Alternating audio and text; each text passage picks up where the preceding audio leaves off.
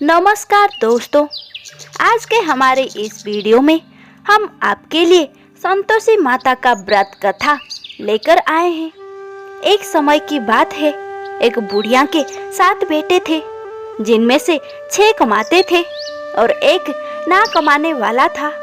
वो बुढ़िया 6 बेटे को अच्छा खाना बनाकर खिलाती, पर 7वें को उन सब का बचा कुचा झूठा खाना खिलाती थी।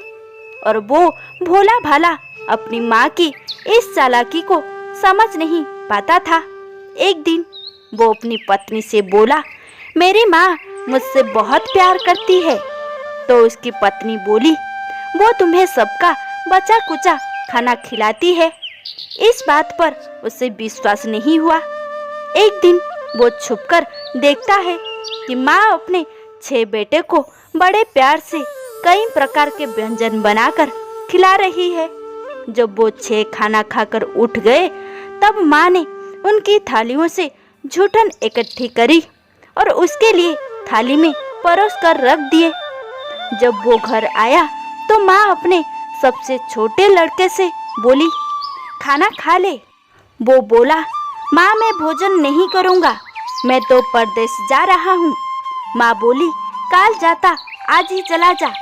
वो घर से निकल गया और गौशाला में पहुंचा, जहां उसकी पत्नी गोबर के उपले थाप रही थी। अपनी पत्नी के पास गया और बोला, मैं परदेश जा रहा हूँ, कुछ समय के बाद आऊँगा। तुम संतोष से रहना और अपने धर्म का पालन करना। इस पर उसकी पत्नी बोली, स्वामी आप आनंद से जाइए, मेरी चिंता मत करें, मैं तो राम भरोसे यहाँ रह लूँगी। ईश्वर आपकी सहायता करें। अपनी कोई निशानी मुझे दे दीजिए, जिसे देखकर मैं धीरज करती रहूँगी। इस पर वो बोला, मेरे इस अंगूठी के सिवा कुछ भी नहीं है, तुम ये रख लो और मुझे भी अपनी कोई निशानी दे दो। वो बोली, मेरे पास तो कुछ भी नहीं है, बस ये गोबर से भरे हाथ है। ये कहकर उसने अपने पति की पीठ पर गोबर के हाथ की थाप मार दी। वो चल दिया। चलते चलते वो दूर किसी नगर में पहुंचा और एक व्यापारी की दुकान पर जाकर बोला, भाई मुझे नौकरी पर रख लो। व्यापारी को नौकर की जरूरत थी, तो वो बोला, ठीक है, लेकिन तनख्वाह तुम्हारा काम देखकर ही बताऊंगा। वो वही रहने लगा और सुबह 7 बजे से रात को 9 बजे तक नौकरी करने लगा। थोड़े ही दिनों में वो व्यापारी का सारा लेन देन और हिसाब किताब करने लगा। कुछ ही समय में सेठ ने उसे आधे मुनाफे का हिस्सेदार बना दिया। 12 वर्षों में वो नामी सेठ बन गया। इधर उसकी पत्नी को सास और जेठानियां बड़ा कष्ट देने लगी।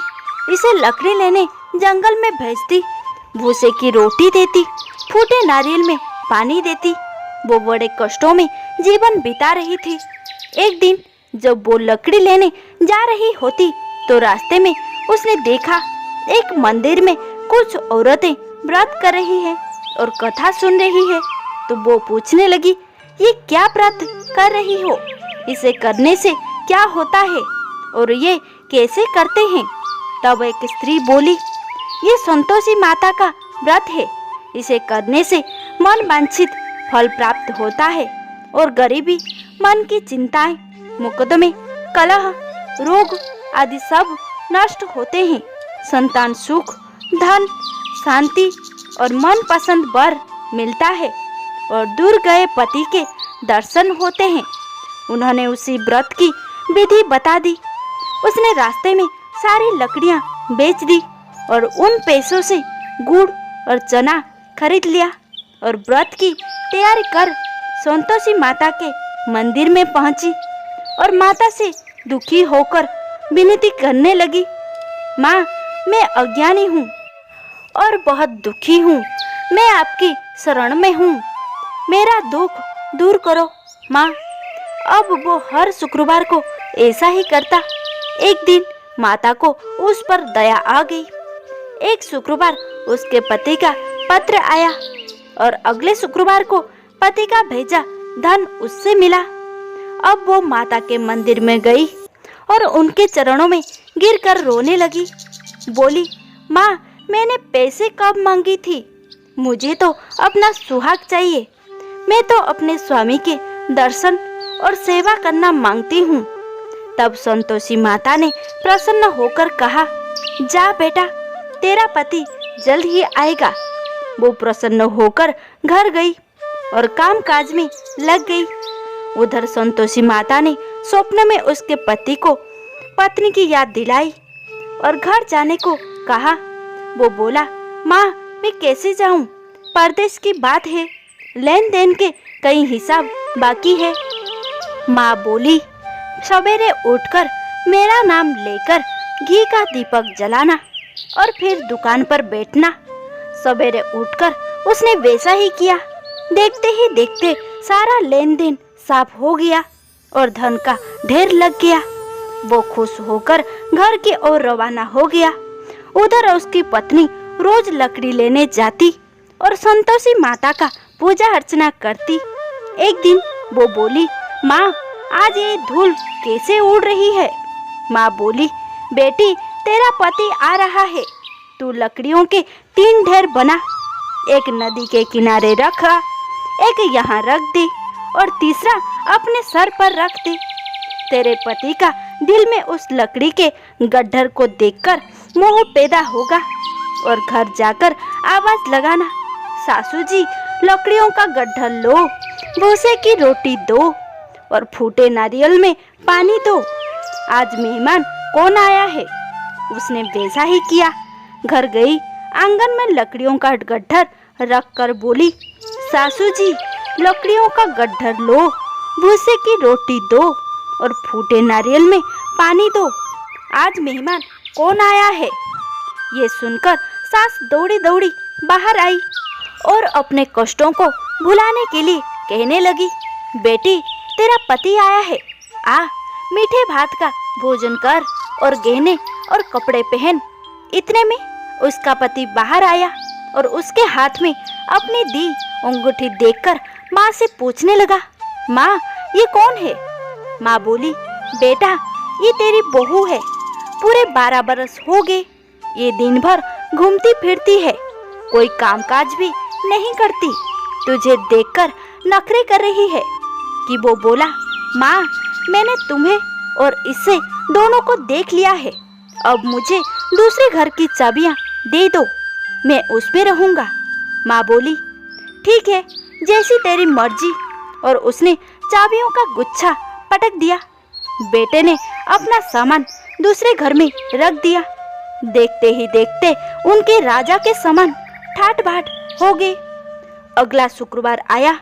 वो अपने पति से बोली, मुझे संतोषी माता के व्रत का उद्यापन करना है। वो बोला, खुशी से करो। वो तैयारियों में लग गई। उसने जेठ के लड़कों को जिमने बुलाया। पीछे से जेठानियों ने अपने बच्चों को सिखा दिया, तुम खाने के बाद खटाई मांगना, जिससे उसका उद्यापन पूरा ना हो। लड़कों ने जिमते ही खटाई मांगी। तब वो बोली, नहीं नहीं, खटाई मैं नहीं दे सकती, ये संतोषी माता का प्रसाद है। लड़के ने बोले, तो फिर पैसे दे दो। भोली भाली समझ नहीं सकी और उन्हें पैसे दे दिए। वो उन पैसों से खटाई लेकर खाने लगे। इस पर संतोषी माता क्रोधित हो गई।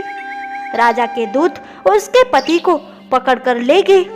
वो बेचारी रोती हुई माताजी के मंदिर में गई और बोली, माता, ये क्या किया?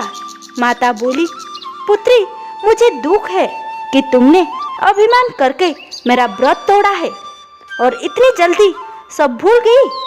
वो बोली, माता, मैंने तो कुछ गलत नहीं किया, मैंने भूल से लड़कों को पैसे दे दिए, मुझे क्षमा करो, मैं दोबारा तुम्हारा उद्यापन करूंगी।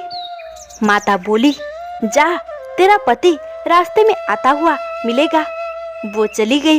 रास्ते में उसे उसका पति आता हुआ दिखा। उसके पूछने पर वो बोला, राजा ने मुझे मिलने के लिए बुलाया था। अगले शुक्रवार उसने फिर उद्यापन किया। जेठ के लड़कों को बुलाया। जेठानियों ने फिर उन्हें सिखा दिया।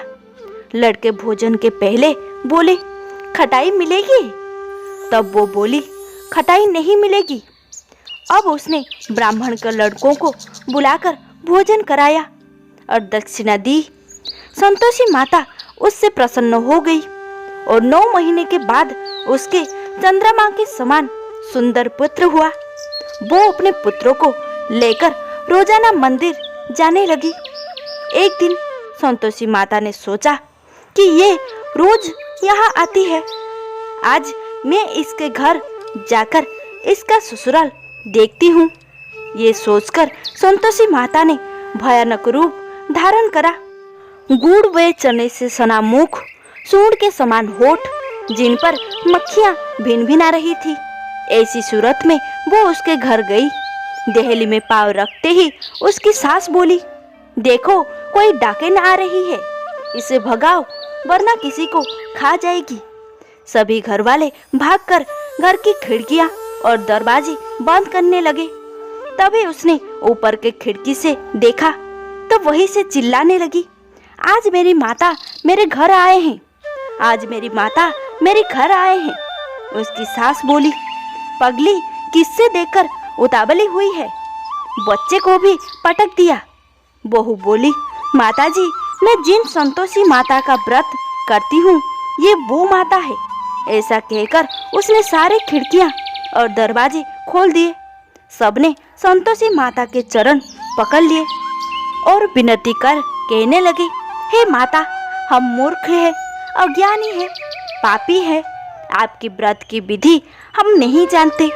आपका व्रत भंग कर हमने बहुत बड़ा अपराध किया है।